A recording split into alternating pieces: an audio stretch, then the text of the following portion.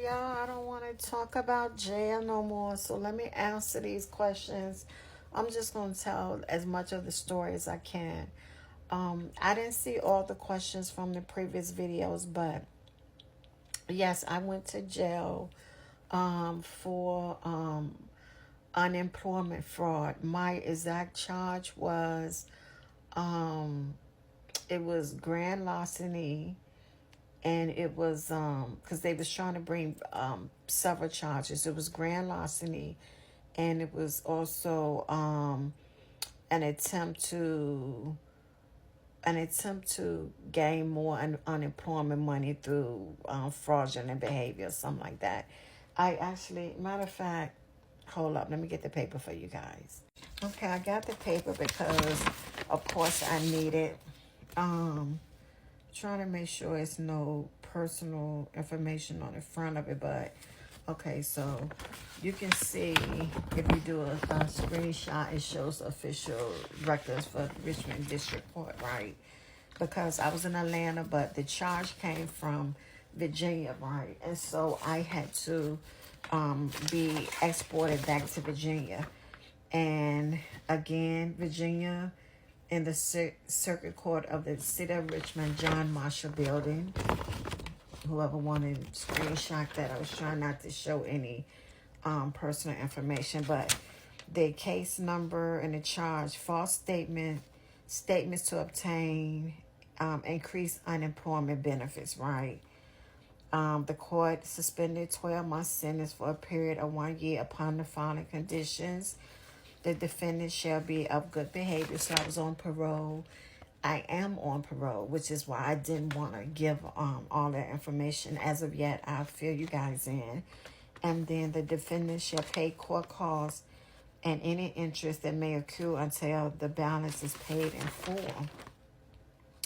Restitution. Okay, so anyway, I ended up having to pay $3,206. They gave me a year that they said that I would be able to pay that back, right? I took a guilty plea to keep from having it facing the jail time. The defendant was arraigned and pled guilty to the charge. Okay, so now the way this happened, guys, because you said could I have just paid it back? First of all, this was during the pandemic, right? You know, we was all getting these unemployment checks for $900 a month and all of this and that. Me, because I needed to be making more money, because with everybody else, with the pandemic affecting everything, my sales and my books had went down, my speaking engagements had gone down and everything, so I filed for unemployment, right? And come to find out, they was like from the previous quarters or whatever, I qualified, right? So the lady told me I qualified. I was able to get it like everybody else, because when you have quarters or something that you have actually worked, you're able to get it, right? So I said, okay. So whatever was going on, everything was messing up. I didn't get it immediately. I kept calling. It was behind. I was one of them people that was going to end up getting back pay. So by the time my unemployment started, I had actually got it. Now, it's some important things you guys need to know in this. First, when they send you these letters telling you that you have an overpayment for unemployment, you need to pay that attention and pay that, right? You need to pay it, right? But I'm gonna tell you why my situation was so different. One, you need to pay it. Two, they can come after you, press charges and everything like they did me. But for me, I had a warrant for my arrest because I had moved to Atlanta with my husband. We had moved to Atlanta, and so anything that was going on here in Virginia, I didn't know it. But prior to moving to Virginia, I actually got a job at the unemployment office, right? I got a job at the unemployment office. I was so glad. I was like, oh, I got a state job, whatever, federal, whatever. And so I told my boss, I said, listen, my back pay for the unemployment started late, so I need to make sure I don't get in any trouble. I need to know how to handle this. So when I got one of the checks, I did the difference of it, right? Because I was getting paid late, and it you know, you had to work 2 weeks in a hole and all this stuff. When I got another one, that one while I was there, I didn't say anything because I was waiting for the get paid, right? I sent an email to my manager. Her name was Michelle as well. And I sent the email, told her, you know, can you make sure that this is handled because I don't want to get into any trouble. Guys, this is verbatim, like everything. And if I go back hard enough, I probably would find an email with that information. So anyway, I once I decided I was going to Atlanta with my husband, I resigned. I went, I moved to Atlanta. Um, 3 years had passed in Atlanta. Guys, my husband had just left to get back on the road, probably 2, 3 days prior. And that morning I called and I had talked to him, and I think I had told him I was going to call him back, or he said he was going to call me back, right? I got a knock at the door, and I peeped through the peephole, and it was the cops, right? I opened the door because I'm thinking that something had happened to one of my children, or who knows, and the police had to come directly to my door, my nephew, my sister, whatever, because we all lived in Atlanta, right? And they asked me, was I XYZ? And I said yes. And they said, can you step out for a moment? Like, I thought like something was seriously wrong. Guys, I had on a gown that came to my waist. Like literally, I mean, past my thigh. I had on a short gown, right? Because the door was kind of like still cracked. And I stepped out like, what in the world's going on? When I stepped out, one of the cops turned me around and put handcuffs on me. When I tell you guys, I was like, what the hell? And they said, we have a warrant for your arrest. Like, you know, we have you as a fugitive. And I said, a fugitive? Like, what? And so they, you know, I said, what are you talking about? And they said, from Virginia. Now, this is Fulton County, Atlanta, right? So I'm looking like, okay, no, you got to have the wrong person. And they was like, no, you know, we have a warrant, whatever. And I said, and so they went to like literally walk me like towards the car with no shoes on, just again. And I said, are you serious right now? Like, are you serious? And so the Caucasian cop was walking me, and the black cop was like, we gotta let her put some clothes on. Like, I was almost darn near naked, right? So they let me go back in with the cop. They still got the handcuffs on. They, you know, they let me lead them to my bedroom. One stood right there. One kind of stood like slightly where they wouldn't see me trying to change whatever. And I was like, I need to call my husband. They was like, nope, you can't call anybody. Like, it is the worst demeaning, crazy thing in the world, right? So I was like, you know, because I'm thinking like, I'm up here, people are going to be worried about me. It's going to be weird to me not to be heard from whatever. I was like, I need to call my husband. He was like, you can't call anybody. You could get undressed or whatever and all this and that. Now, mind you, what they did do was, they was like, you have any weapons in here? And I was like, no. And they started looking through my stuff. That was the first thing. I know that couldn't have been correct, right? But I don't know. I mean, I know, but you know, I can't say but so much. So they started looking through my things just to make sure, I guess there wasn't a weapon in the house. And then they was like, you got to leave this, you got to leave this. Like, they was like, you might as well take your jewelry off. You might as well put your phone up here. Like, not an ID, not a phone, not anything. Now, can you imagine, right? I'm trying to get dressed, and I told him, I said, listen, I got to go to the bathroom. Like, I got to go to the bathroom because my stomach was toe up. My nerves was toe up, right? Because, first of all, I'm like, anything could happen. I'm in here with them alone. And you know how we feel being indigenous people and being alone with cops sometimes, right? So I was just toe up all the way around, right? All I wanted to do was to call my husband. So, guys, anyway, what happens is that once I get dressed, stay tuned for part 2. Okay, so once I get dressed, guys, well, let me backtrack because those of you who want to know like exactly what happened and how I ended up in jail and why with this situation, well, the attorney general, the reason why this was so big on that, and I was facing so much time, because um I heard them say 5 years. I heard them say like, I just was hearing the judge say different things, and I think I blacked out for a moment, but not the judge, that my lawyer was telling me, right? But this is what happened. So because I actually worked for the unemployment agency in Virginia, and by being state money, right? And it was federal money actually, right? What happened was they tried to say, the attorney general first of all had my case. That threw me off. That really is what got me real nervous, right? Because I was like, what in the world? Like, why would the attorney general of Virginia have my case, right? And they had my case because it looked like a federal crime.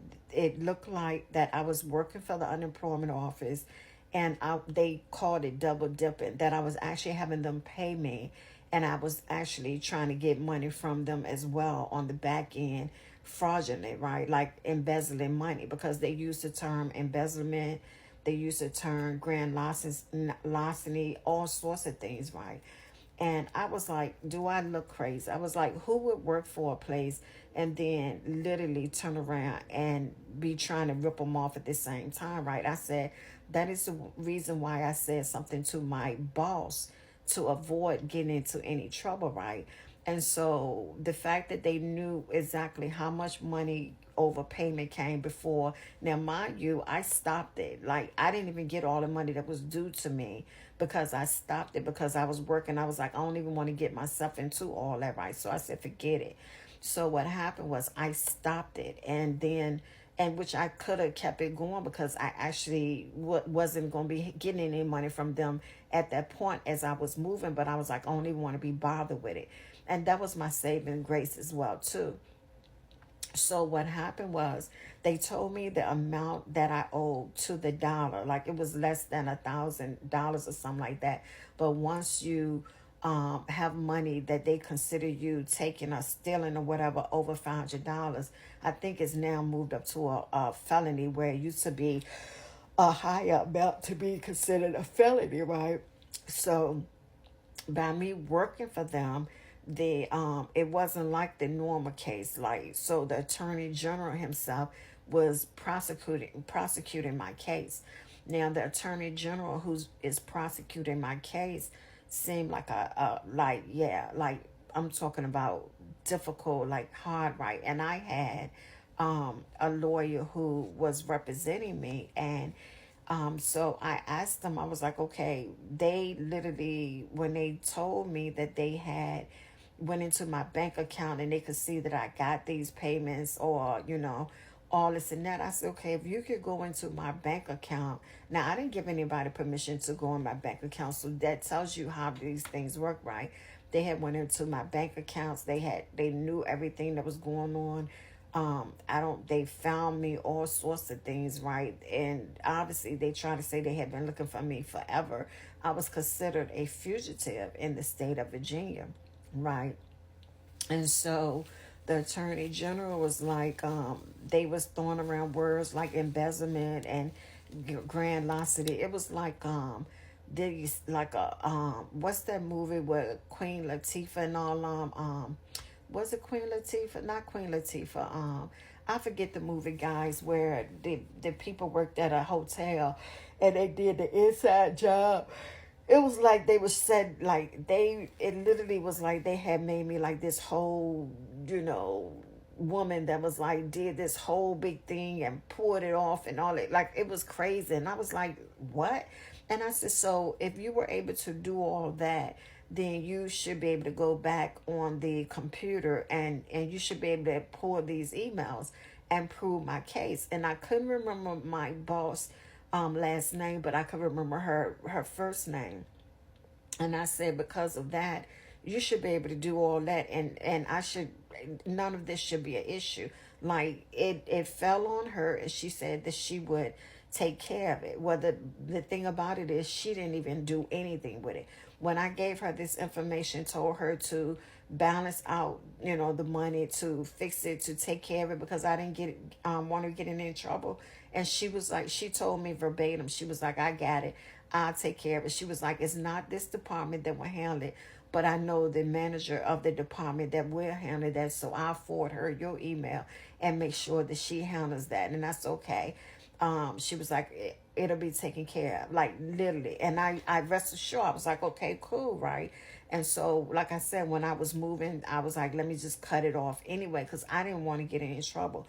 Well, none of it was handled. The person that was supposed to handle it obviously didn't handle it.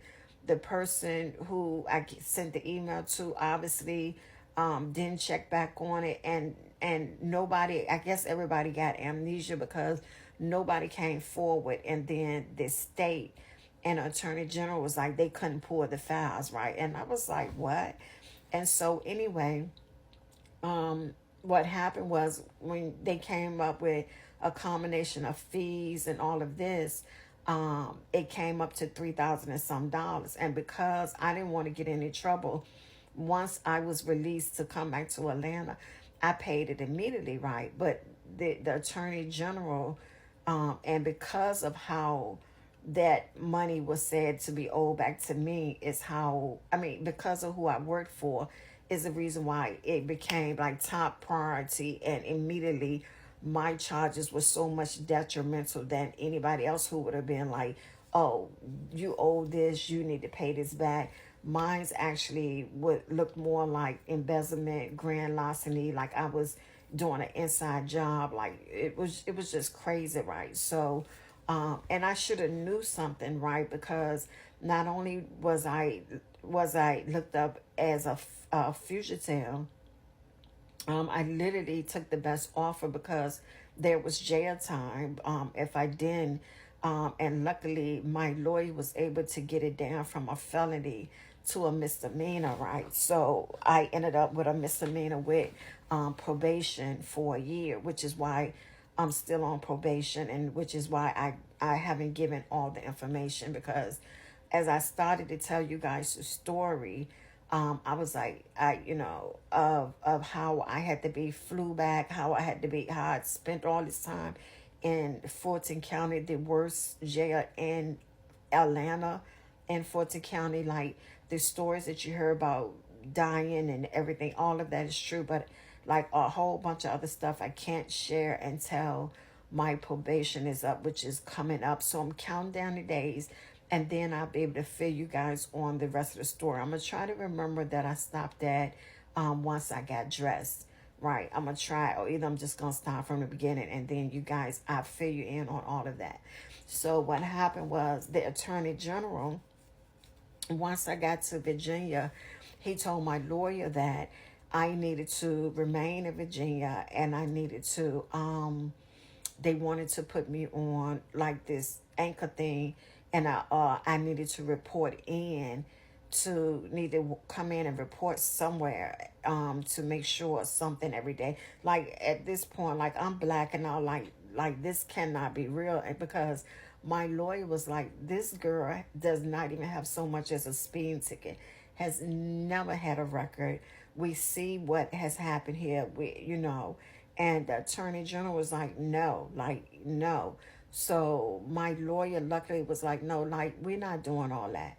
So my lawyer fought for me, and I was able to go back to Atlanta. My husband came, pick me up. By this time, I had been incarcerated for almost a month. I had to calm down. I had to be, like, when I tell you this story, guys, it's a lot, but that's the gist of how I ended up in jail, and that's the gist of why mine was such high priority, and why my charges were so high, and why you can't play with that money, and why and how it happened. Like, it was just crazy, but I'll fill you in on the rest of it on a part 3 later. So this is part 3, because I was like, let me go ahead and do it, even though when you guys see this, it's going to be after I've gotten off of probation, because I wasn't trying to play those type of games, right? Like, I need to actually have my court date pass and be able to be felt comfortable, right? So anyway, what happened was, once I got dressed, you have to make sure you look at part 1 and 2 to catch up on this, on why I went to jail and how this happened. And this is the part that's going to tell you about how I ended up spending so much time in jail in Fulton County in Atlanta. So once I got dressed, like I had went to the bathroom 3 times. Like, I wasn't in any in a rush. When I felt my stomach hurt, I was like, I gotta go back to the bathroom. Like, they literally had to take the cuffs off of me for me to get dressed, keep going to the bathroom. And they was like, one was at one door at the bathroom in the hallway, and the other one was at the door entering to the bedroom, to make sure, like, I don't know if they thought if they was both somewhere else in the apartment, I was gonna run out. I don't know what they thought, right? In hindsight, I know that if I hadn't went outside, they couldn't have stepped in and arrested me in my home. I knew, because you're not thinking when it's happening, right? So, one of them was like, "Are you done?" And I was like, "Nope." Like, I was like taking my time, right? Once I got myself together and I felt like I was a little more stable, because I was nervous, I was scared, because I was saying to myself, I just kept looking at both of them had their guns. They was Fulton County cops and stuff. I was like, man, if something happened to me in here, nobody would never know. If I made a wrong move, nobody would never know. Like, I just really, really was nervous. But I also know that prior to that, I hadn't been sleeping for months. Like, when I tell you, God, it had to be. And the thing is, I had been on the road with my husband for like a month and a half prior to even him bringing me back home. And I had been on the road with him a lot during the summer and stuff. So to me, it was like they must have been there several times looking for me, because every time, I remember telling my husband before, like, I felt like somebody was watching me. Like, when I tell you discernment on point, I just kept feeling so uneasy. Like, I kept saying, it feels like somebody is constantly watching me. I did not know that that's what it was, right? So anyway, what happened was, once I got dressed and they took me out, it had not been my first time in handcuffs, but they had the handcuffs, and I was telling him, like, these are too tight. Like, that's another story for another day. But um so they had me in the handcuffs, and the way they had me in the handcuffs and how tight it was, when, if you ever been in the back of a cop car, they put me in the back of the cop car. And so I had to sit up kind of crazy and uncomfortable. And this arm, I had hurt this arm years ago exercising, and it didn't bend all the way back right. I couldn't lift it like all the way over my shoulder, or I could lay back to this day flat on it like that, because it hurts, right? So I was in pain, right? And I had never been to Fulton County Jail, so I didn't know where I was going. And I was like, how much longer? And I was telling him I was uncomfortable. I was in the car with the black cop. And I was really, really nervous, because I have some trauma, because I was kidnapped as a child. Me and my twin brother, and I'll fill you guys in on that story another day. So anyway, they take me down, right? And once I get to the jail, he said, I take the cuffs off you once I take you inside. So once he got me inside, like it did, like this little holding cell, he took the cuffs off me, right? And when he took the cuffs off me, guys, this lady, he was doing process or whatever, right? Mind you, I had never been taken to jail with the intent of being locked up. So I had never went through this process. So they took me in, and it was morning, right? It was early morning when they picked me up. And um, by the time they took me into this room, and the lady was like, get undressed. And I'm like, what? And she's like, get undressed. Like, so I have to undress. It's not the best location, because other prisoners are coming in, but they have like this glass thing, but they, if you step over a little bit behind the wall, it offer a little like privacy, but not like talking about. And then she said, bend over and cough, right?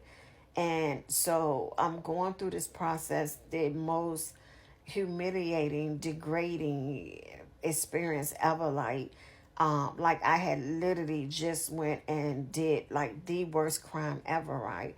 So I'm still like traumatized, right? Like trying to figure out what in the world is going on, because at this point I need you guys to remember that I have no clue why I'm arrested. At this point, I have no clue why I'm arrested, because when they said fugitive and they said, warrant, I'm still thinking like this has to be a mistake. Now, I'm telling you guys this because it happened, but you got to realize at this point, I'm being arrested and I have no clue why. Like I have asked both cops, I have said anything and they don't know. Like they just had orders from Virginia to as a fugitive, and when they caught me, I had to go straight to jail, right?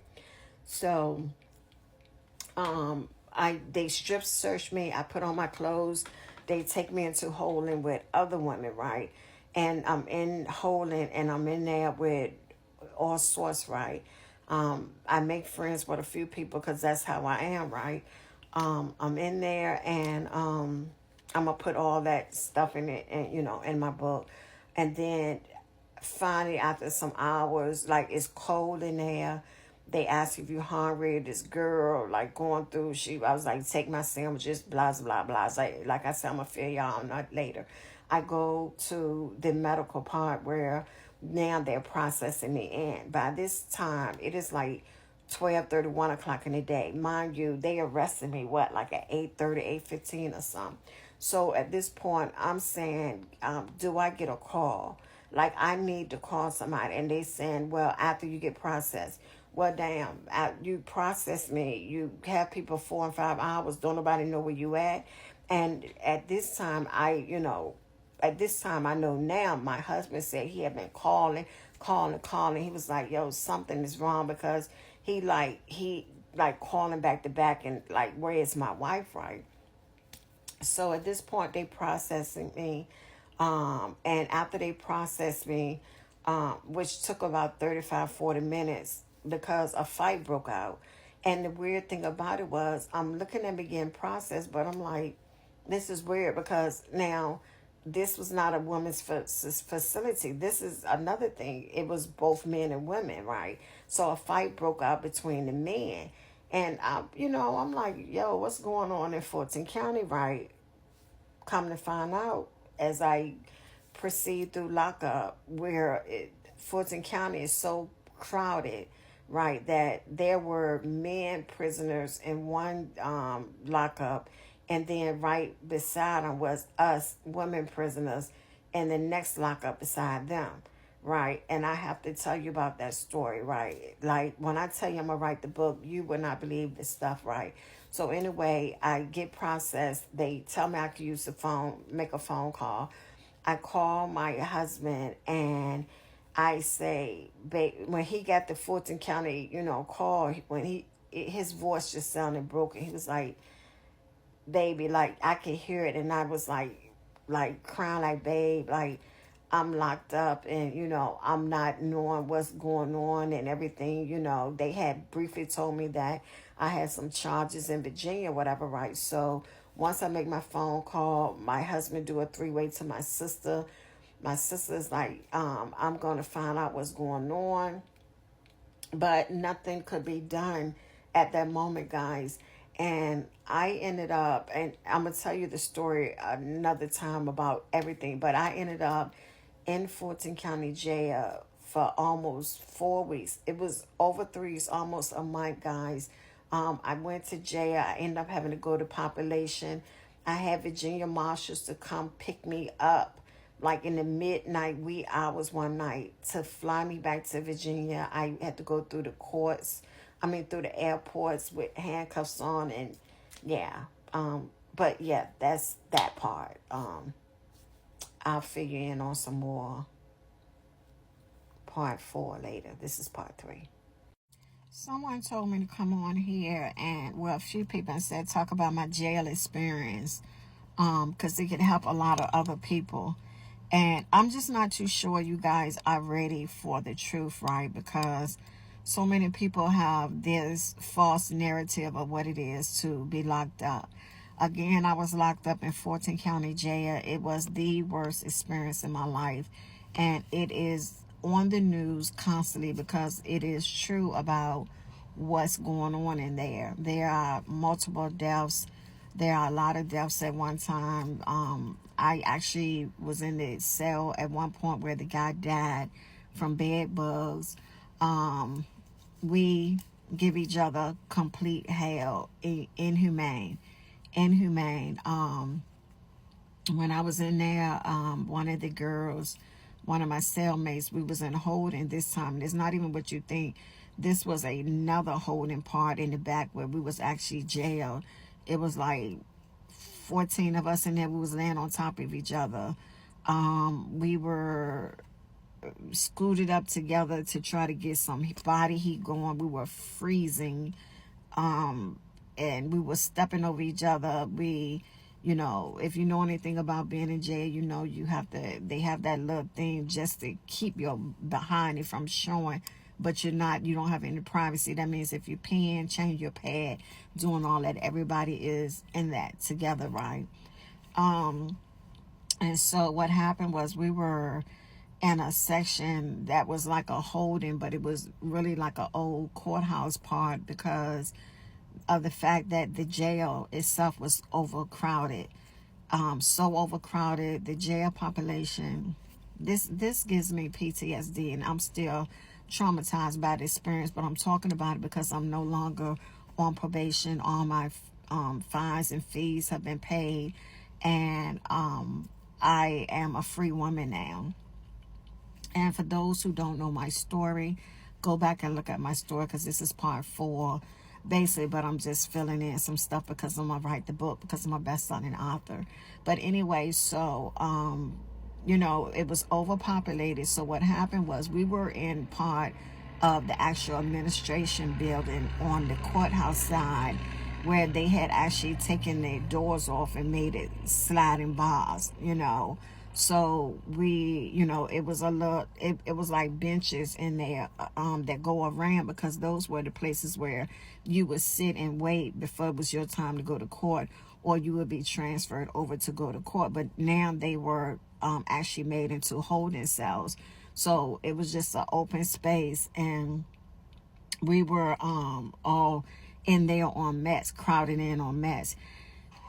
It was so packed that on the other side of us were men, right? And they were also jam packed in there like we were.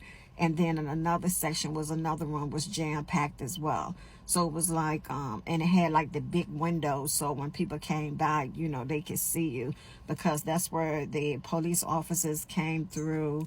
There's just sergeants, everybody. And then right on the one where I was at, right across was the administration office where like the captain sat, and it was where the phones were in and some different things like that, right?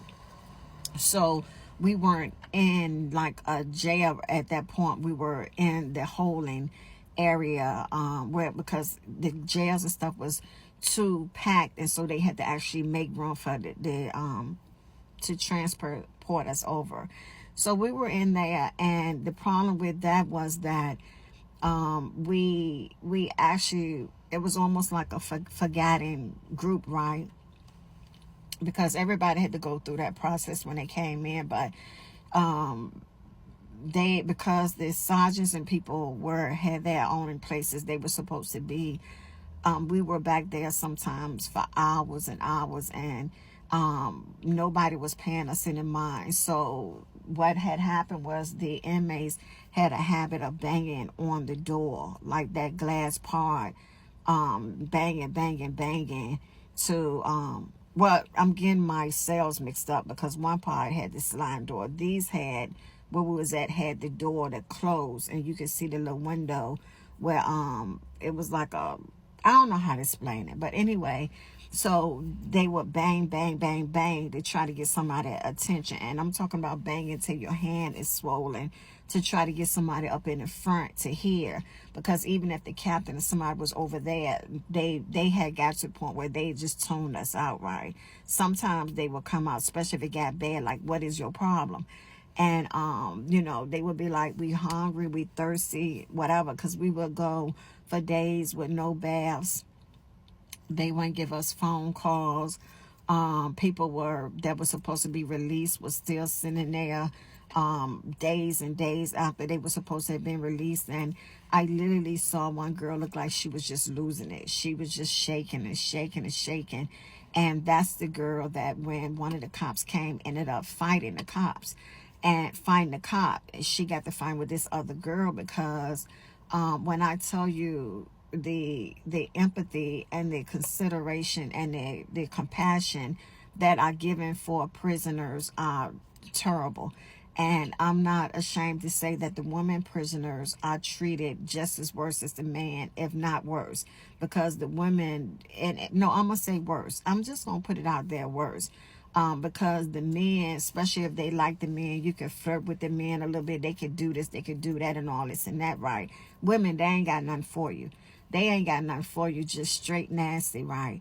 And I say that because one of the days, one of the girls came, and I was just at a breaking point, and I said, listen, we don't be getting food like we supposed to. I said, I haven't gotten my medicine like I supposed, because I have trimensional autonomic cephalus. Go back and look at my video, and it was out of remission. Of course it was, with the stress and everything. Of course it was. And so I was like, I need to make sure I'm taking some medicine, because I said I can't afford to be having episodes in here. Like, I couldn't, because you're in a place where you really don't know people for real, for real. You don't know what's going on, even though I had immediately went up and holding in the front when we first locked up to get processed. The process area we was there together so long, I had like hooked up and made a couple of, friends, right? Like, not, they're using that word loosely, right? So when we was laying up in there, we were the couple that was, up together trying to stay warm, right? And so the girl, she told me the guy, she was like, well, who problem is that? Because you put yourself in here. And I was like, you don't know my story, right? Like, and you try to be nice, because if you get on that bad side, they don't have to bring you nothing to eat. They don't have to do nothing. They just make life miserable. Like, miserable. Like, these people don't be in there to do their job. They be in there to follow the mandate of the whatever, right? Like, they just. And one of the cops, and I know it to be true, because one of the cops told me, he said, in training, they are trained to treat black people different. Like, they are trained to be more aggressive and all this stuff. Like, it's like, yeah, it's like, what is in your food? But anyway, so she was saying this, and I said, well, I'm entitled to make a phone. She was like, you're not this. And I said, listen, I said, first of all, you could call me Dr. Michelle. I said, I know the law. I said, I took criminal justice undergrad. I said, I know what my rights are. And so she was looking at me, and I said, you don't have any clue why I'm in here. So so I was trying to be respectful, but then at the same time, it's like, yo, you need to go back to where you at, because you got this thing that you think that you better, because we on this other side, but you don't know why people in here, right? So every now and then you'll have a kind God or somebody to come through and like be an angel.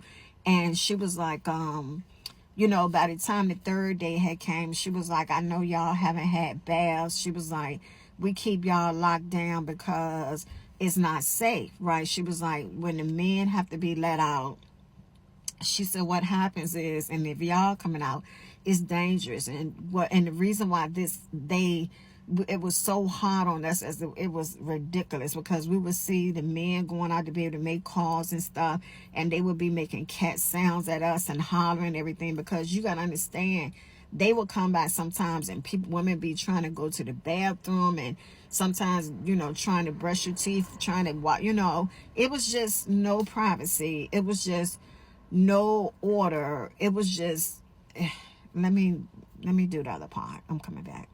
So anyway, it was just no order. It was no structure. It was no nothing. It was just like, feeling like, you know what it reminded me of when you go to a pet store, and you go to adopt a dog and they all in there piled up together, like in their feces, and they're in there for themselves until somebody come back and give them something to eat or give them some water, whatever. That's the equivalent of it, and I'm not even exaggerating. That's the equivalent of it, right? So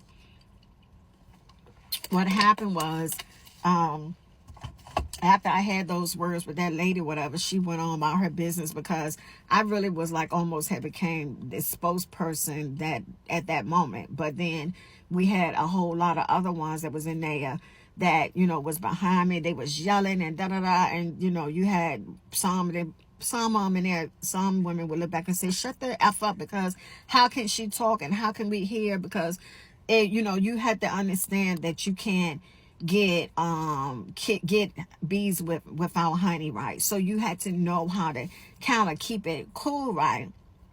But what happened was the girl that was kept shaking back and forth, that was like really going through it. She was like, listen, she was like, I don't give a about none of that. She was like, I was supposed to be released, right? And you got to know when to fall back, because I was like, okay, yeah, like, this ain't my fight. She was like, I was supposed to be, and the girl was talking smart to her, and she was like this, that, and then she was like, she called her, somebody called somebody something first, and to be honest, I think that God called her out her name first, and so she was like, yo, what you gonna do? That's what the girl in there with me said. So the lady opened the God and said, opened the door, was like, touch me, right? And I think she felt like her gun and all this and that was gone. Yeah, no, that girl jumped on her. So she had time to she jumped on her, and they was tussling, right? And all I could see was that lady pulling out her gun and just start shooting, because she really couldn't tell what was going to be what, because like I said, by us being back there, we was lucky to have a God to come even check on us. And the guys, I can't remember if they was in there or if they was being up in front to make calls or whatever, but what happened was, we could see that she was going to get the best of that God. And I was like, yo, we ain't never, I was like, I ain't trying to catch a charge where I'm not going to be able to get out of here. Like, we all in this going to be, we all going to be in trouble. Because we knew that if something really bad happened to that lady, like, we all won't go home. Everybody could have ended up with charges. So some of the girls started to pull her apart, and we started to pull the God apart and everything. And the God knew. She knew that that pulling her off of her was the best thing, right? Because that girl got the best of her, right? So, but this is what I'm saying. So she locked the door and y'all this, that, and everything, but she knew we looked out for her, right? So she began to tell other guys, like, she got up on her and everything, and the girl was like, she ain't this, and she didn't, right? That girl whooped her, right? So anyway, what happened after that was, they really, like, some of them had attitudes for no reason, because it was like, oh yeah, they go for this and that, or she this and that and everything. But at the same time, the favor of God was over me, because there was this one God that I would call, and she would come over every time she came through. And I'd be like, listen, we haven't had this, that, and the third. And she went and told her captain, and they was like, okay, let's let them at least take a bath. So we were able to take a bath. So just holding your head and being smart about it, right? And also, we ended up being able to go take our shower, and they told us that, that we couldn't get out again and to make phone calls, and we couldn't have, we was going to be on lockdown because a girl had got raped, right, by one of the other prisoners when she went to take her shower. Now, yeah, I don't know, because when we go to take our shower, there is a place in there where the cop's supposed to be, and she could see us as we come in and take our clothes off, and where we put our new clean clothes at and everything, because it was a struggle to get clean to get socks, and to get more blankets, to get this and that. With the amount of money that the prison system made, it's not going to the prisoners. It's not really any real reform programs. The stuff they offer is nothing. that little time they offer somebody to come in to speak is nothing, all of that. And that's when we was moved into population. I'm about to tell you about that. But sticking with this. So anyway, so we were, when you go in to take a shower, it's a line, everybody, you get naked, you strip down, you go take your shower. You got to keep your shoes on because the floor is filthy. It's like you can catch something and die from it immediately. Sometimes the shower might be okay. Sometimes it may be cold. It just depends, right?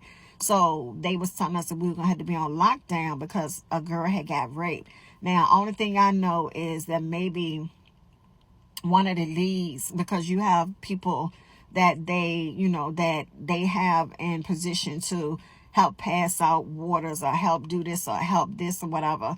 And so who knows, maybe one of the guys walked through and seen the girl, went through that section for some and saw the girl naked. I don't know. But so they was like, we're going to have to keep y'all on lockdown. And so we already like depressed because it's like we be on lockdown. Like nobody check on us. We got a bag for water. We got a bag for food. And then again, all the money that is sent to the prisons and your taxpayer money and everything, we was getting slop. Right. We was getting stuff that was unrecognizable. We was getting cold bologna sandwiches. We was getting we was getting cold bologna sandwiches like every time you looked up. Sometimes for breakfast you would get you would get a little thing that looked like oatmeal or some, and sometimes bologna sandwiches again, right?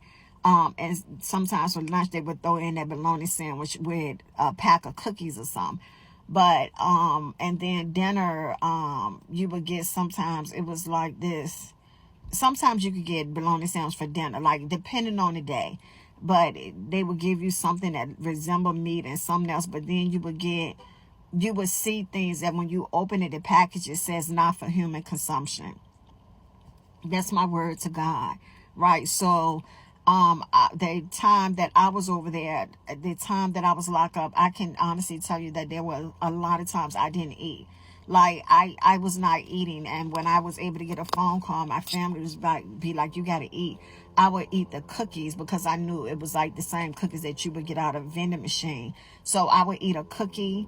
I may eat one cookie, I may eat two, and then they gave you like this juice that go with your food a lot of time, and I wouldn't drink that because that did something to your hormones, and that was pretty much known, right? Because stuff had on there not for human consumption, and I was like, I'm just not putting all this stuff in my body.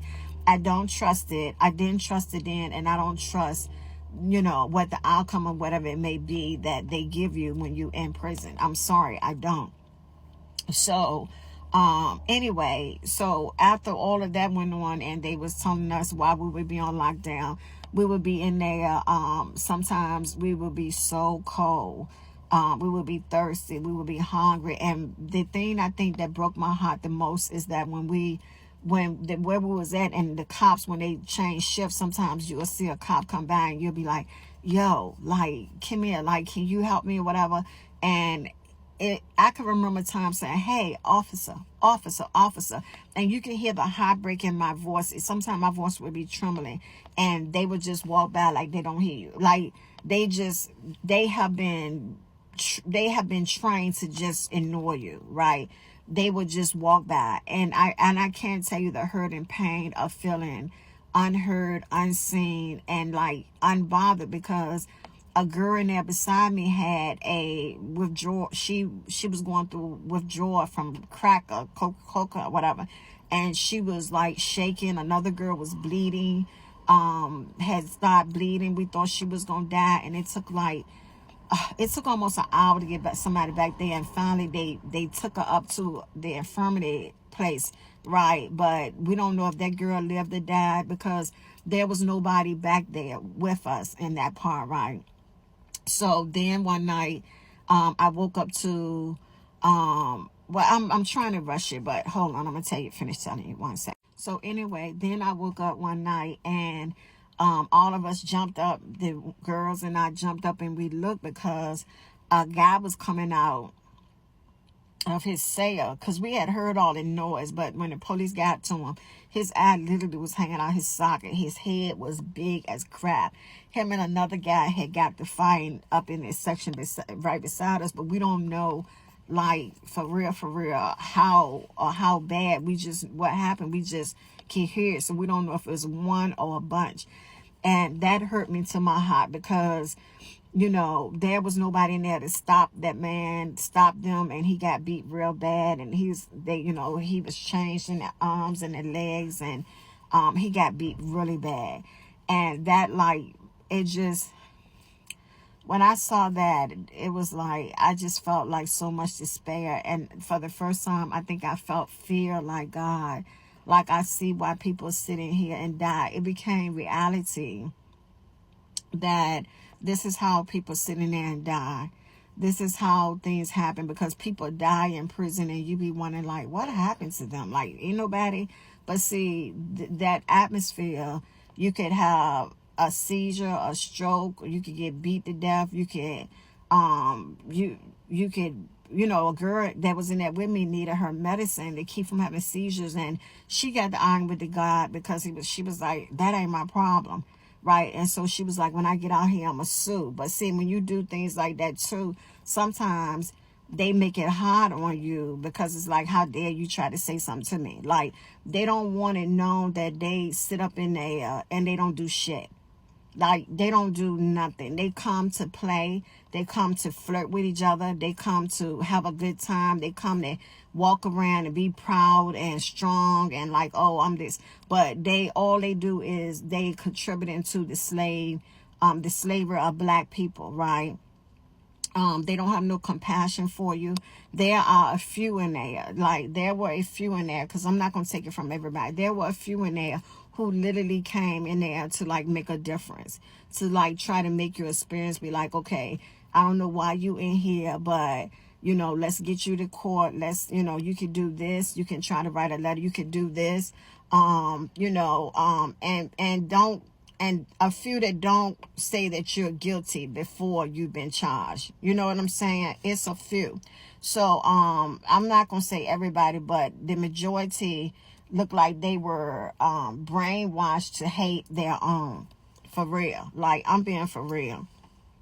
And so what happened was, anyway, so the reality of what happened. You know why the guy died from the bed bugs. You know how there are so many people sitting in there that, you think they just in there, they not calling their family, they not trying to reach out, and you know how there are so many in there that's really in there for years and years and years, and there's nothing that anybody can do about it.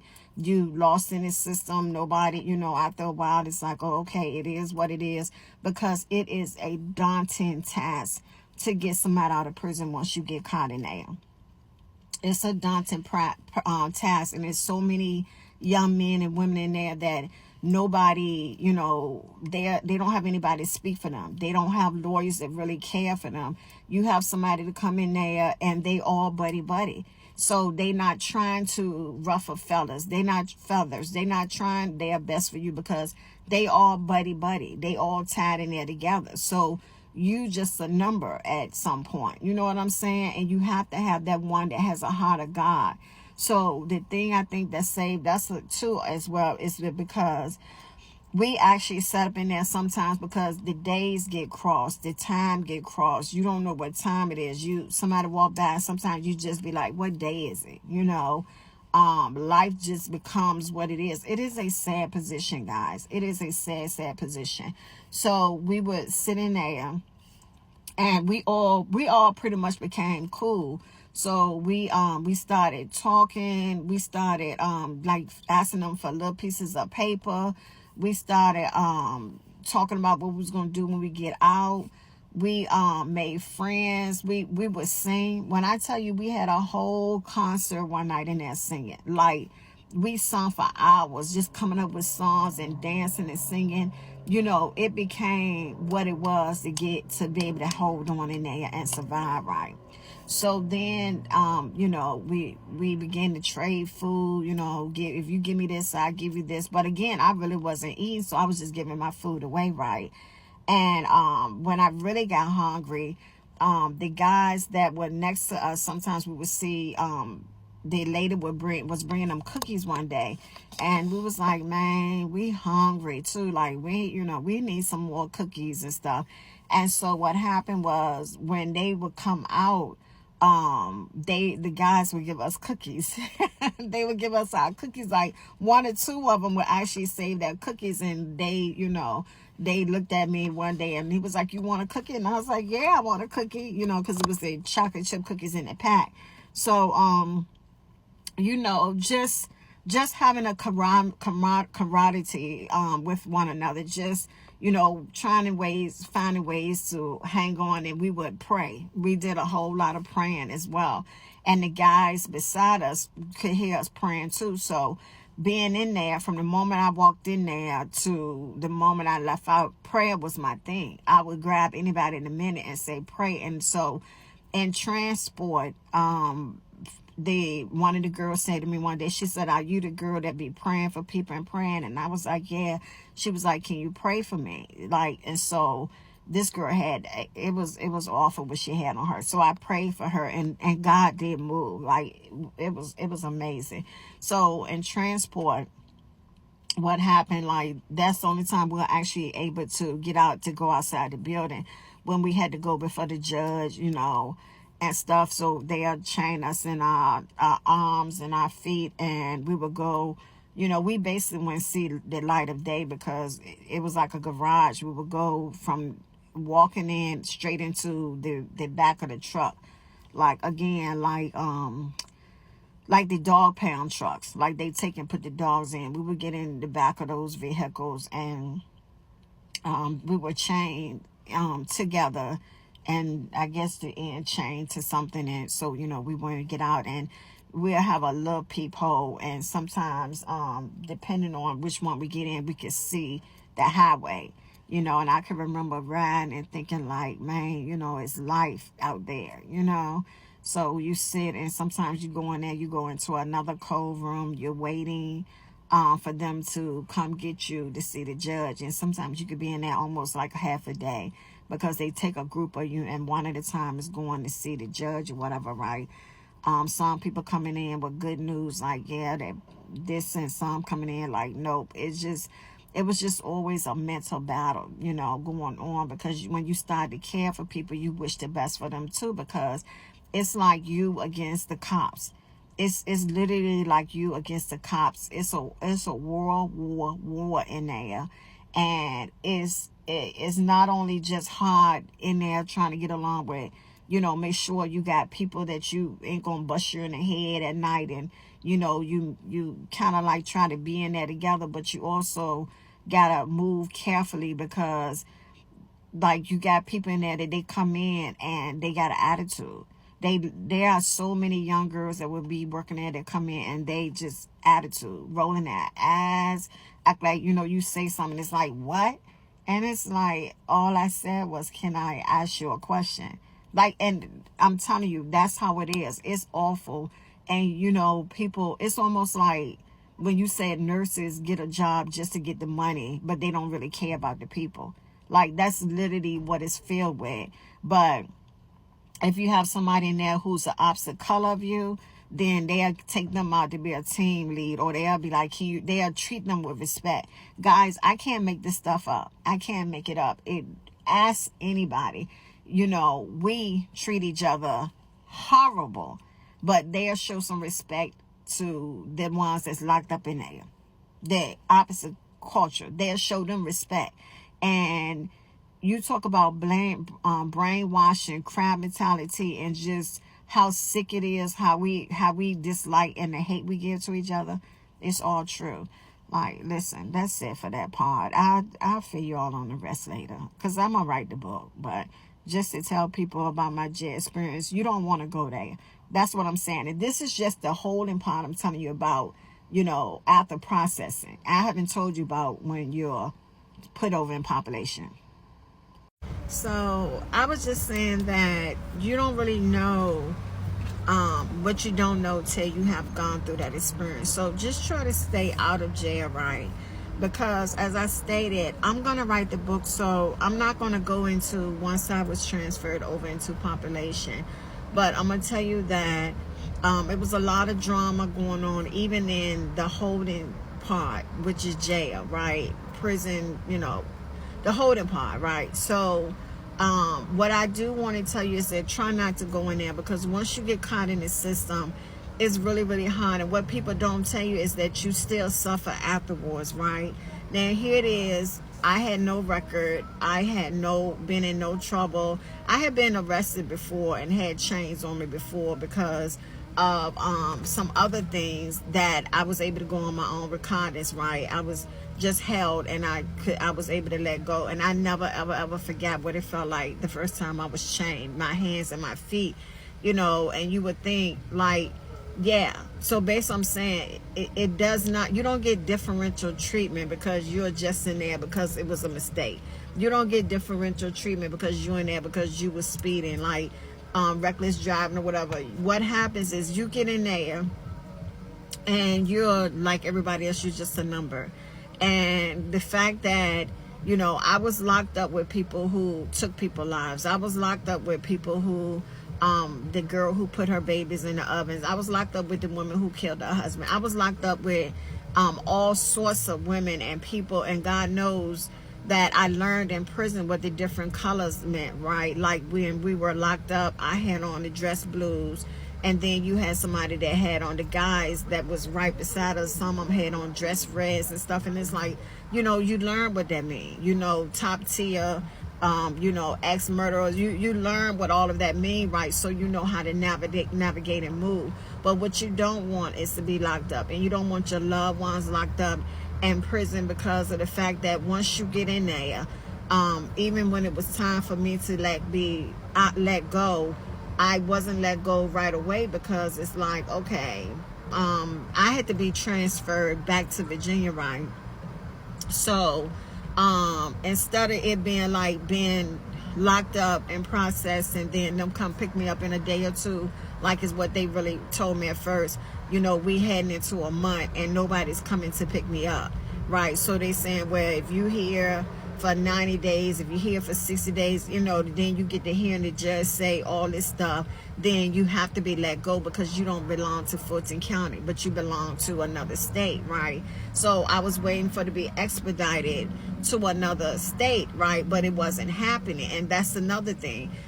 It was like the longer they hold on to you, the more money they get. And so I was getting very frustrated because I had 5 years hanging on my head, and then you making these decisions and a lawyer is not present, right? So you go before the judge and they say, this is what this mean, right? And you're like, what? They was like, you can sign this, or if they don't come get you within these days, or you can sign this and you can do 90. And it's like, wow. And you have to make those decisions right then, right? The whole system is not set up for you to succeed. The whole system is not set up for you to be reformed. The whole system is not set up for you to win. It's a money-making business. And as soon as people realize that, the sooner you realize that we're on our own when it comes to this judicial system, and it ain't for us. You know what I'm saying? We are a number, and we are there to make money, and we pay our taxes and stuff to lock up our people, to be a money maker for somebody else, because it's not benefiting us or our people like it's supposed to be, right? And the system is against us. It's against us. So what it is every now and then you'll meet a judge or somebody, like I said, that really got a heart for people. And I thank God that the judge that I had once I got to Virginia, the magistrate, the 2 air marshals that came to get me were the 2 best women I ever met in the judicial system. One, I was a black lady, one, I was a white lady. And when I tell you, these 2 are awesome, right? Because the air marshals, they just read me. They was like, you don't belong in this, like, and from the moment they came, got me, it was like, it was intimidating at first, because they looked like air marshals. They looked like, they was like about their business, but their chemistry between each other and how they carried themselves made me comfortable. And so let me skip to that part so you guys can get the picture, right? So like I said, there's so many parts to it that I'm just like filling you in on people that want to know the experience. So I had 2 air marshals from Virginia to come and get me from Atlanta jail, right? They came in the middle of the night. And because I have that kidnapping experience that I went through, you need to go back and look at my videos when I talked about being kidnapped, breaking generational curses and stuff. Because I was kidnapped, I was like literally like, oh my God, I can't, like, because I didn't know with how trafficking works and how everything works. I was like, am I gonna make it to Virginia? Like, I was nervous to be taken out in the middle of the night, and I was in population by that time. So they came and got me out of population. So I had a roommate, and I can't even get into that because I don't want to get caught up in nothing, right? But anyway, so they came, got me in the vein. They put me in the vein. I was the only one in there. I was shackled, so my heart was on 1,000 because I'm like, where are these people taking me? Like, and I knew my mouth, right? I knew that I like to get on social media and be like, let me educate people, let me tell people this, let me, always have been that. And I have some pictures of being an activist here in Virginia as well. So I was like, man, like, they done with me, right? So I was really shook. But at the same time, I was giving God praise because that night before they came to get me, I was in there praying, and I said, God, I can't do this. I said, I need you to move, and I need you to move tonight. I said, you told me, you got me. I said, nothing can separate me from the love of God. I said, not prison, not nothing. You are here in these walls. I need to go. Now, the prayer that I had put in place was already in position. Come on, somebody. God was already moving. That's why you got to have faith. But see, it wasn't just my prayers. It was my family and my sister, praying and talking. My sister was calling every day, right? So, which gonna take me back to what I was saying about having your loved ones in here. So put a pin in that, right? Somebody gonna have to remind me in my comments, and I probably got to do a whole video about what you got to do when people get caught up in the system, right? And they don't let you go. But anyway, my sister and them had already had that prayer in motion because she was praying, she was calling, like, it is a scary thing. So I was in there and I was praying. I said, God, you got to move, because the thing that got me, guys, was the fact that in population, there was no windows, right? Like, talking about, we had a little, like, square window, thick window. It ain't no thinking you're going to break out, you're going to get out, none of that. But I remember crawling up onto my roommate's top thing and scooting to the edge to be able to look over the city and see traffic moving, right, in Atlanta. I remember being able to do that to try to hold on to my sanity. And then what happened was, when they would let us out, we would go to play basketball. You could play basketball, cars, people be doing hair, all sorts of things. It is what it's when you see on TV, like what's going on in jail.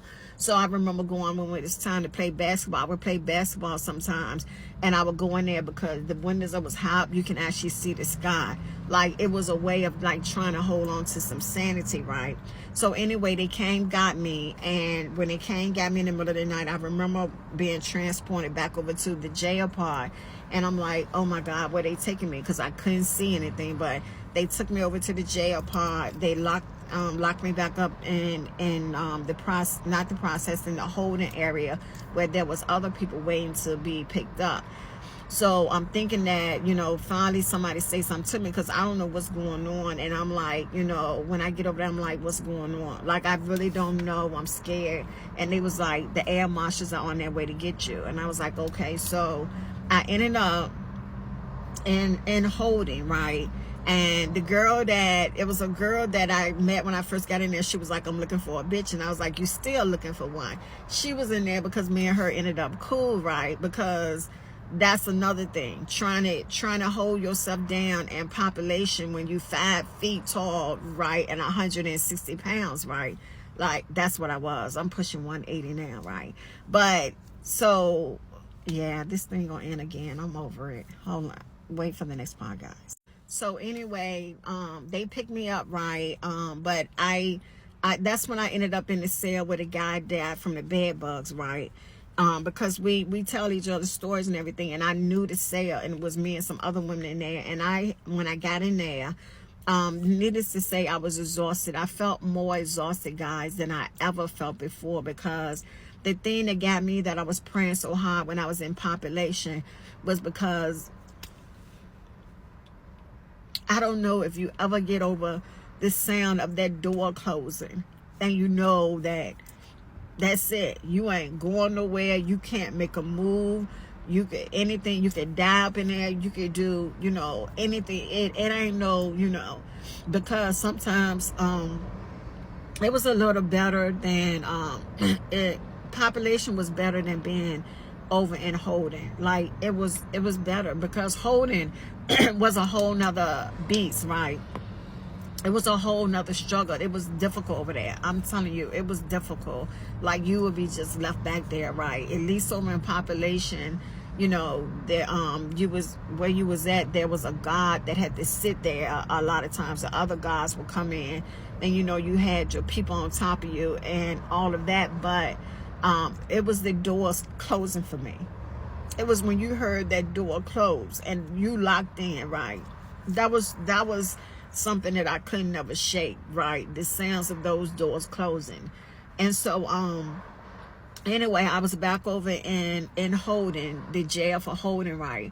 And they put us in there, and stories and things had been told, so we knew where we was at, and we could actually see things, right? It was sad, but I asked for a blanket because I was exhausted. Like I was so tired.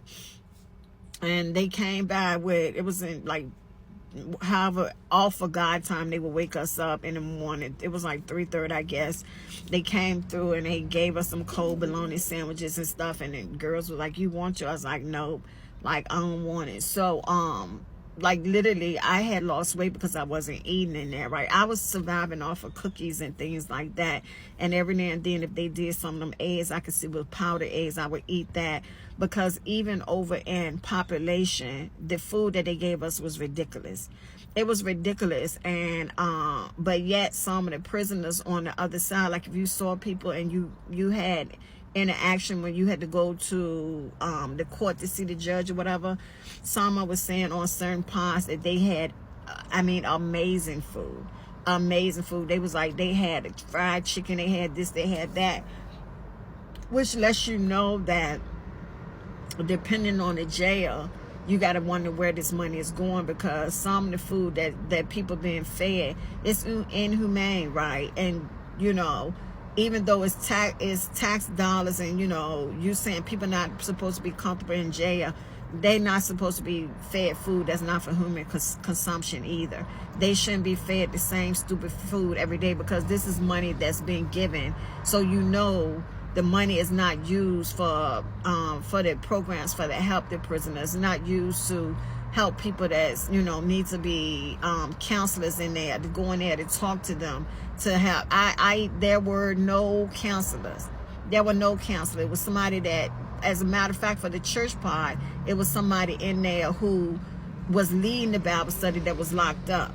It was somebody that would come every now and then and speak, but it was like once a month. It was stuff like, it's the money, your taxpayer monies is not going for the betterment of the prisoners.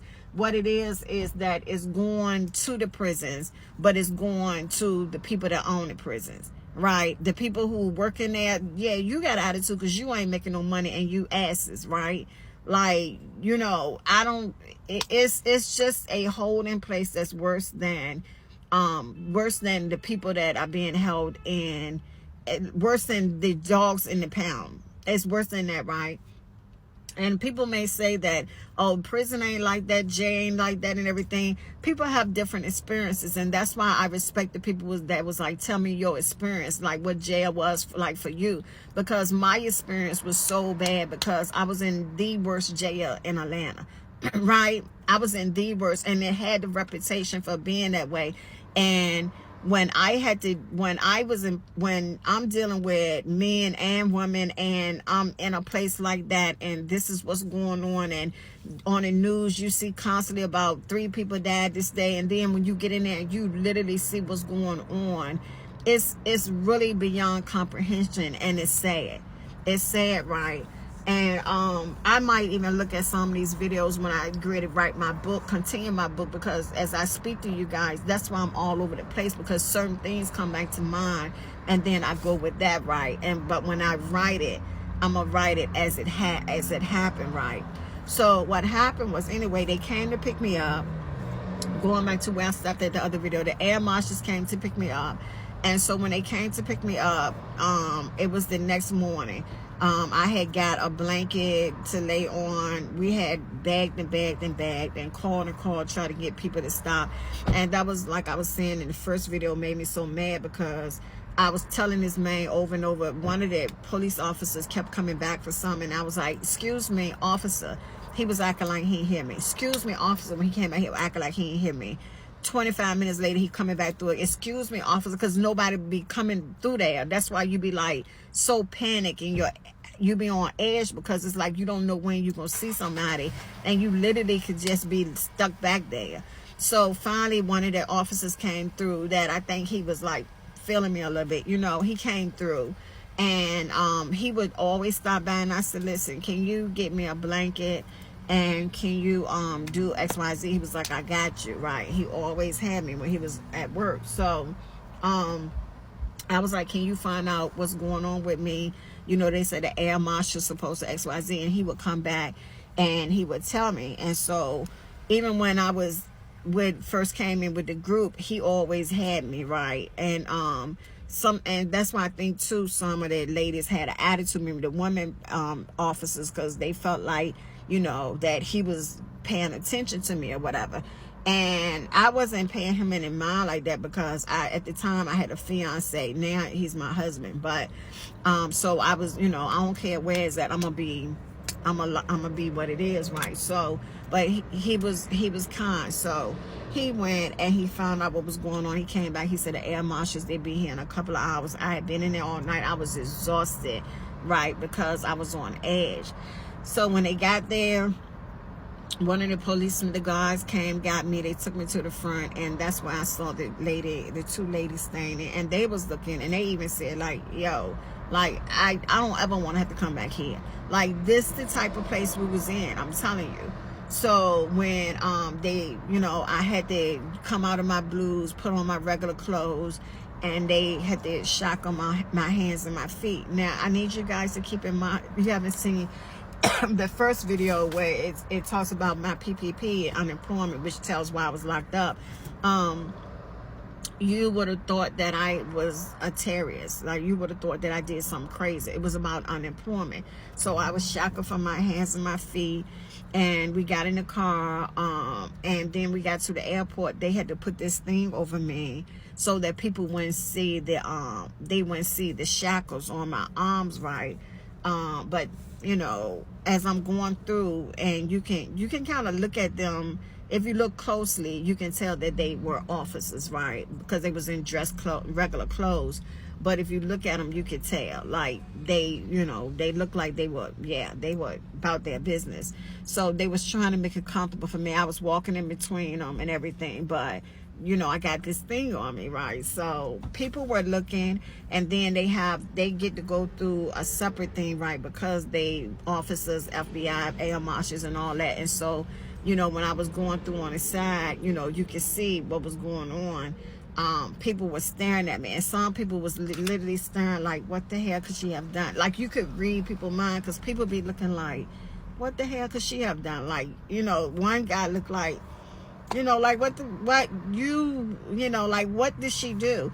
So, you know, getting on the plane, and we had to go all the way to the back seat. Like, so you'll never know if you got air marshals and everything on that plane, because if you're not paying attention, you don't know, because we go on before anybody else, you know, everything. They don't want to make a scene. They don't want to let you know that criminals or people with chains and stuff are on the plane. So I had to go all the way to the back, and you know, I sat on the side of the window, and one of the girls said he, and the other one said he, or either sat in the middle. But okay, I gotta go. That's that for that one.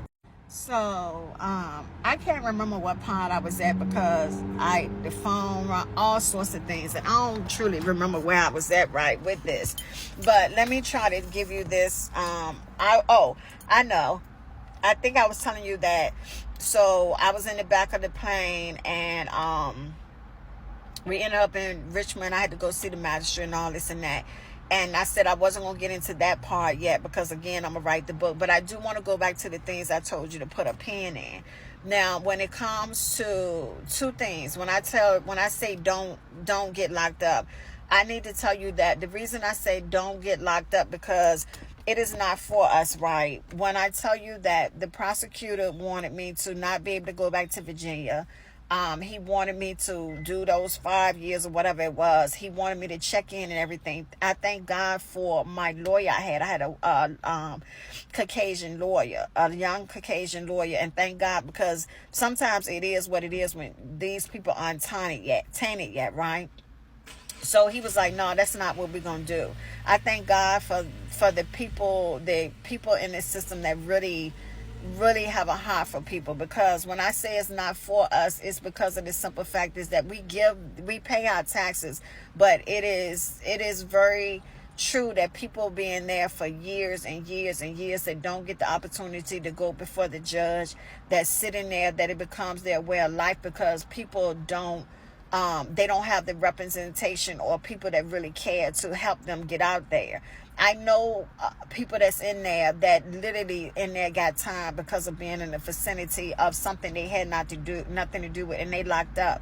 It is a money grab. It is to make money. It is not to reform. There aren't counselors walking around helping people, trying to help them out. As a matter of fact, the people that are doing Bible study are the people that's on the inside. Every now and then, like I told you, somebody come in that may speak. It's not what you think, right? So when I tell you that my sissy called every day, when I tell you the calls that my twin brother made, when I tell you the links that my husband went through, right? Not ex-husband, my husband, right, went through. When it came to that, it's because of the fact that you can be in there and you can just get lost in the system and you sit there because it's about money, right? And the thing I need you to understand is that people don't want to believe that it is what it is. Now, the other thing I told you to put a pin in, when it comes to the fact that once you get locked up and right, you still have to go through hell. You see people come out, you have seen celebrities come out that did really, really major schemes when it comes to money and crimes and things like that, and they go on with their life. That's not the case for us. As you can see, we come out, every application say, do you have a criminal background, right? And it's held against you, right? Every application asks, have you ever been in trouble or whatever? It's held against you. You can't get certain jobs. Your background check causes you to be not being able to get certain housing. You cannot do certain, your life is forever changed, right? But at the same time, we have a president who's a felon who just voted, right? He's president, and he is hiring people that doesn't know anything about government. He is telling people that he don't want his people to have a background check. Now, whether you agree with some of the things he's doing or not, I'm just making, or you voted for him, I'm making it a point to show you that the law does not apply for us. That is not for us. That no matter how you look at it, people want to be blind and say, oh, it ain't this, it ain't that. Okay, so who is it meant to handicap? Who suffers the most because of injustices and things like that? So when I tell you, you don't want to get caught in the system because you're basically already in the system. Once you give your DNA for anything, once you have to go get an operation, people think that they're free. No, all of our DNA, all of our spit is somewhere in the world. So whether you do ancestry, whether you do this, that stuff is already out there. So much so they said that some of that stuff is set up to tell you what it want to tell you, right? But this is my point to you. When it comes to my experience is maybe completely different from somebody else because I was locked up in the worst jail in Atlanta, right? And then I had to be expedited. Then I had to, go before the judge here in Richmond. Then I had to, and everything that happened once I got here. My experience was a couple of experiences wrapped up in one. And I just happened to go through the experience that I did and be able to talk about it and be able to, have something to really share with people, impact with people because of how it happened with me. right? And I think I told in the beginning how they just came to get me, and due process was not served because I never was served a warrant to come to court in Virginia. I never saw one while I was in Virginia. I never received one, and I was treated that way because I was considered a fugitive. So I don't know if things were circulating in Virginia that wanted, but I was literally a fugitive, and so not knowing I was a fugitive, of course I was coming and going back and forth to Virginia because I have family in Virginia, right? Of course I was living my life like normal because I had no clue that I was considered a fugitive. So the way I was treated was I was treated as I was a hardened criminal, fugitive that had escaped and left the state. Now, you can find a fugitive that's on the run like that, but you couldn't find me for 3.5 years, and I wasn't hiding. I was in plain sight. And that's the thing that I guess made it hard for me to be found, because the thing was that I think they thought I was avoiding being found because I was always gone. But I was on the truck with my husband because my husband drives semi. So I was all over the world. So I literally was hiding in plain sight because I didn't know I was hiding, if that makes sense. I didn't know that I was wanted, right? So that's what made it more and more like, okay, then what in the world? Like, was she running? You see what I'm saying? But anyway, so the part about being transferred over into population, the part about being in holding, which I didn't tell you guys, processing, which I didn't tell you guys that part, the part about what happened when I arrived to Virginia, the part about what happened in court, the part about, being, what went on with me and my lawyers and the attorney general and everybody in Virginia, all of that, guys, this is a long, long, long process because a whole lot happened, and it was so weird because people didn't know, right? So people that I know that were like, oh my God, I got an overpayment and unemployment, they began to think twice, like, yeah, I'm not fooling with that. People who was like, oh, I did this to get food stamps, they like, we're not fooling with that. Listen, let me tell you something. My sissy told me about a cab driver that was driving my two nieces that were younger. He was from another country, and he said, let me tell you something, and I need each and every person that see this, it's begin to take this stuff serious. He said, let me tell you something. He said, there is a conspiracy against black people. He said everybody knew it but black people. He said it has been in the work forever, and years and days of our life. It's a secret society. It's people put in place to make life hell for black people, to keep black people down. Now, he told my nieces this, that at the time was 15 and 13, I think. They was in an Uber. And he said, I need you guys to understand that. You guys can walk around being dumb, blind, and fooled if you want to, thinking that, people just prejudice. People don't know. It's fear. Fear will cause people to act a certain kind of way because it's more to us than we know. And I think people need to stop and pay attention that we run society. We make the money run and all this stuff. And the power that we have is intentional to keep us down. And when he told them that, I'm glad he told them that at a young age, because it's set up that we will go back into slavery, and everything is pointing to it. If you don't know it, you better believe it. All the other stuff that I got to tell you, I'm going to put it in my book, right? Because I'll be having 35 videos on here. But this is the first part of my experience of being locked up as Reverend Dr. Michelle Capel, a best-selling author, and everything else behind my name. None of that matters. When you get in the population, you get locked up, you the biggest criminal. That's why I believe the Bible says sin is sin, right? Anyway, this is going to end again.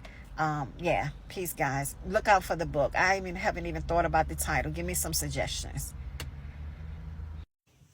I don't know about anybody else, but the way people been going on that PPP loan warranty list and finding their names because other people took out loans in their names, and with the experience, what I just went through, like, I'm terrified. I am so scared to look on that list.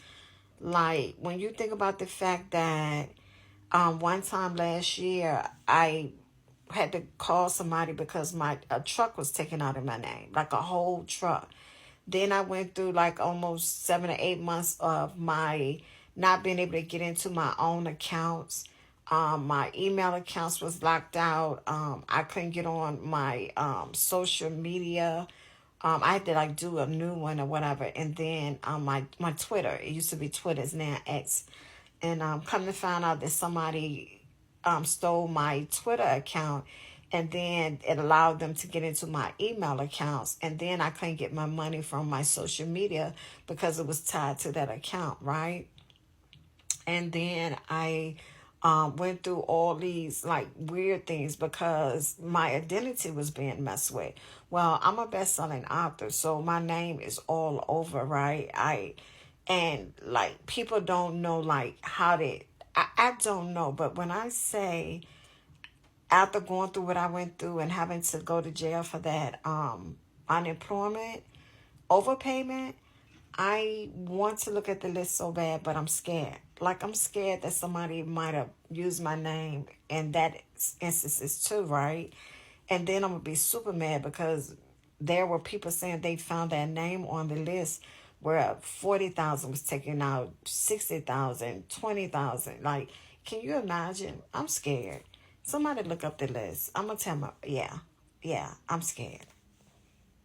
So, guys, let me explain. I went to jail for overpayment for unemployment, right? So I brought that up to say that when it comes to overpayment for unemployment, when it comes to getting food stamps, getting SNAP benefits, getting child support money that you're not supposed to be getting, all of those type of things ties up into the government money, including PPP loans, right? Sometimes I have to break things down for people who don't get the correlation right away. Kiki, whoever your name is or whatever, right? But the reason why I brought it up is because they seriously are arresting people for these crimes. Now, there is a website for a PPP loan warranty list or something like that. PPP warranty list that you can actually go on. I have to look and see exactly what it is, that you can see that your name is on it, right? Or if your name is not on it. A lady said she went on it just to be looking on it, and her name and her husband's name was on it because somebody else had used their name and information to get a PPP loan. Me, because I went to jail for overpayment of unemployment that was paid to me, which is a whole lot more to it than you can imagine, right? This really was a messed up type of situation. People aren't realizing that people can use your names. Your name could be on that site, or it could be an oversight. Anything can happen. But the whole point is that they are arresting people. Now, the saddest part about this is that it was a setup from the beginning, right? I said verbatim, I said when they was giving out these PPP loans, this is not for us. This is not for us. Some type of way, it is a setup. That's what I said, that a whole bunch of people going to be running to get this money, thinking that it was so easy. All I got to do is this. Going to think they got away with it. And all these new jails and correctional centers and facilities that's being built, they're going to fill it up with us, right? They're going to fill it up. And this is exactly what's happening. Everybody that got that money the wrong way, put in little information, even if you had a business and all this stuff, you thought that it was okay. Any type of loophole, you're going to pay or you're going to jail or whatever, right? And they are filling the jails up. I could see that when it happened. I could see that it was a setup. And I was telling people, do not put that information in if it's not legit. I myself tried to use my own business to be able to get a PPP loan. I applied twice. I couldn't get it, even though I applied twice, because they kept running. They didn't have the money, but it was like everybody else was getting it. And I was hearing people say, oh, I really don't have a business, but I did this. Or I really don't this. Now, I'm not saying like I can name these people. What I'm saying to you is that it was a setup. That's what I'm saying. Because even if you was giving government money to help people, and now you're saying, well, these people didn't have a business. People were hungry, starving, homeless, all sorts of things was going on, right? People was just trying to stay afloat. And then for the person who said, I'm not feeling sorry for anybody because, that's taking my money. Listen, if you had a clue, for real, like that money you talking about is really already our money, you can't steal what belongs to you. Like, you have to have this knowledge to get what I'm saying. But anyway, people are weird on this app. They give their opinion. People get upset when you when you give your information. So much so that the chick that said, "Oh, you just want views and comments and stuff." I find stuff like that to be really, really weird, because how do I look getting on somebody's post and said, "Oh, you just did that for comments and for this and that"? Because if I did, then what business is it of yours? If I did, then so what? If I did, is it taken away from your likes and comments? Like, people are seriously very weird. But yes, I came on and I spoke about it initially because I had got locked up for payment of unemployment benefits. And as I said on the video, I'm not at liberty to tell my story yet. Very, very soon I could tell it, but I would not dare get into it now because it's still an open situation that I have to conclude. It's in the court still. So I don't want anybody else to experience what I had gone through, because I answered the guy and told him I was in Fulton County jail in Atlanta, and it's the worst jail in Atlanta. I was there. It was not a pleasant experience. So I said at the end of the video, I said, if you guys know anybody, reach out to your people. Tell them to look at that list. Because like that lady who looked at the list and saw her husband and her name on it, she had to get to the bottom of it so they wouldn't knock at her door arresting them because somebody else used their name. Look on the list. I'm so traumatized by what I'm going through and having had to go to jail and spend time, like, it was the worst, that I'm almost scared to look. So I'm going to have my husband or somebody else to look and say, listen, if you see my name on it, I didn't do it, let you know. That's trauma, right? Because when you go to jail, you have to go to prison. I ended up having to go and publish, and you go, yeah, it's a lie. It is not what it's set up to be, right? There's no rehabilitation like talking about. There's a whole lot of things that go on that people, I'm going to write the book, like I said, but holler at your people and go to that PPP warranty list to see if your name on it, because I truly believe what I said, and I'm standing there, that it was a setup. And yeah, it's been filled with bodies like ours. It's unfortunate, but it's true. You can't take back the hands of time, but you better be proactive. Get a lawyer or something. That's it. Peace.